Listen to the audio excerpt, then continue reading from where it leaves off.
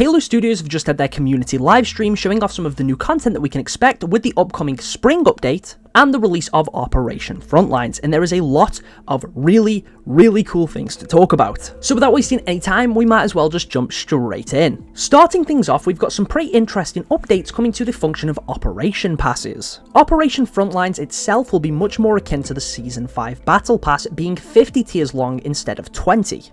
This does mean the pass will cost 1,000 credits as opposed to 500, and unfortunately you can't unlock any credits for free, or in the premium version of the pass either. However, you do still get 20 free tiers of rewards, which instead of just being 1 armor set and some Spartan points, seems to now be 2 armor sets, both of which look really good. Alongside this, it seems like you get Spartan points and an additional reward per tier, as opposed to most of the rewards just being Spartan points and then only getting like 5 actual items, and I think this is a really good change. But after those initial 20 tiers, you then have 30 premium tiers, which also include some really cool armor, and I'll talk a bit more about all of that in a second, while still being able to unlock Spartan points. But from how it sounds, if you miss out on this operation, the premium rewards will eventually go to the shop, whereas the free rewards will come to the exchange. But of course, if you do purchase the Operation Pass for 1,000 credits, you do hold on to it forever, and you'll keep everything that you unlock, regardless of whether or not you pay. There is 2 Operation Passes coming after this one, which is Operation Blue Team and Operation Forerunner.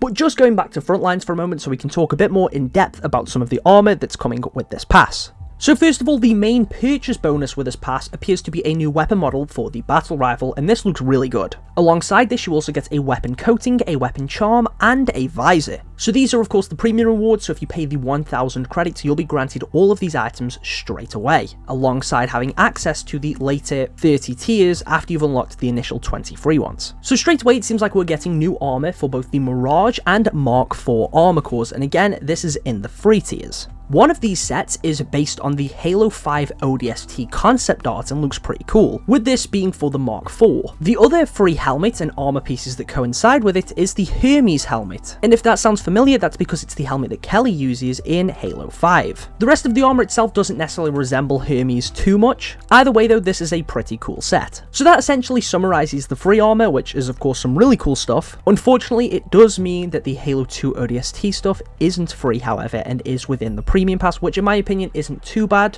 but I can understand a lot of people will probably be pretty disappointed because of that. Beyond those free tiers, you stop getting 2 items per level, but there's also a decrease in spawn points, which honestly I'm pretty happy with. You do of course notice things like emblems and weapon charms, but at tier 24 we get this really nice weapon model for the Bulldog. The first armor set you start to unlock here is that Halo 2 ODST one that we mentioned, which does look cool. I like most of the armor pieces here, though I do believe the chin looks just a little bit too long. And then we also get this Promethean Spanker weapon model, definitely a nice addition to the armory. The final set of armor you start to unlock is much more Forerunner in nature to pair up with that weapon skin, and is the Hellcat armor from Halo 5, which focuses more on the Mark IV core. So within this pass we have 2 sets for the Mark IV, one for Mirage and one for Rakshasa, which I think is a pretty good ratio. And of course, half of those 2 armor sets are completely free. Hellcat does look pretty nice, and some of these armor pieces overall are definitely quite cool. We also get a quick glimpse at some of the upcoming store armor, which includes both Dutch's armor and the ODST Trooper set, which is a marine set of armor for the Mark VII primarily, that seems to be more so inspired by the Combat Evolved and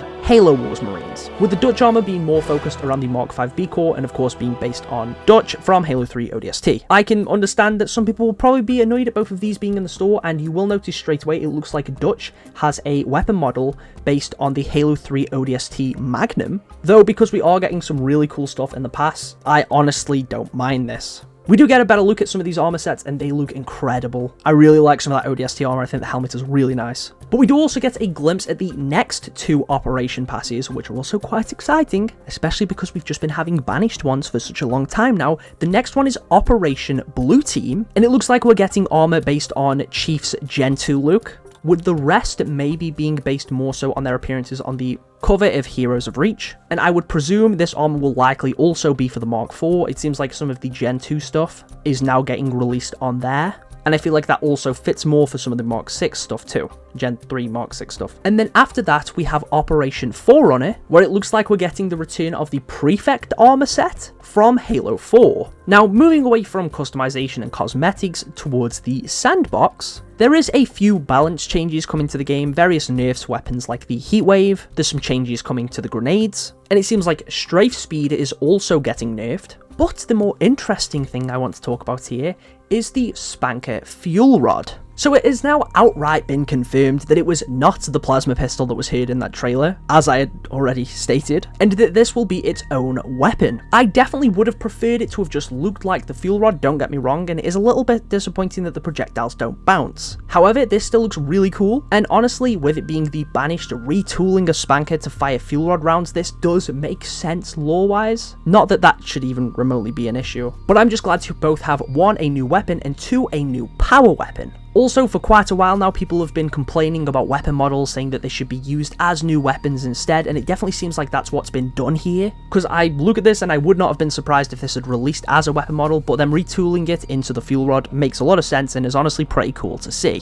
It looks like it's absolutely going to tear stuff up too, and I really can't wait to try it out when the update drops on Tuesday. But another thing they did outright confirm at the very end of this stream is that the Mutilator, the Banished shotgun that has been floating around in the files for a while now, that was leaked a very long time ago, is coming to the game in the summer update. So, presumably, we're now going to get a new Sandbox edition every 3 months. It's insane that it has taken a couple of years for Infinite to start getting this flow of content, but I'm not complaining, this is really cool, cannot wait to try the Mutilator out in summer, and I really am looking forward to trying the Fuel Rod Spanker out this Tuesday. It does definitely seem like this marks a significant improvement in the live service with Infinite, and honestly, if they have to retool current weapons in the game in order to give us more Sandbox editions, I'm not opposed to that at all. And again, this is also something the community has basically been asking for quite some time, ever since the weapon models themselves started to improve, since we've had a handful now that look like they could be weapons of their own. Don't get me wrong, this is almost more akin to a weapon variant as opposed to a weapon of its own in a way,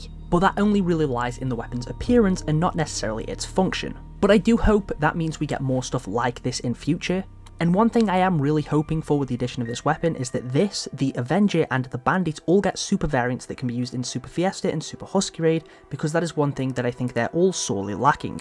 It would be nice for this to maybe get something akin to the Pool of Radiance from Halo 5. We are also getting a new ranked map in the form of Origin. This might look familiar since it was a map in Halo 5 under the name Colosseum. Alongside this, we're also getting the return of the Assault game mode, so as a whole there's some really exciting stuff to try out, and despite what a lot of people have said, it seems like Halo Infinite still has a pretty bright future ahead of it. Anyways, I think that gives a decent enough summary of all the main stuff, but let me know what you all think down below. Are you excited for the spring update? The only thing that I feel like is really missing here is potentially some new BTB maps, which could definitely come in future, but I feel like that would be the perfect place to try out this new weapon, or maybe even new Husky Raid maps. Regardless though, exciting times ahead, thank you all for watching, and I'll catch you all in the next one.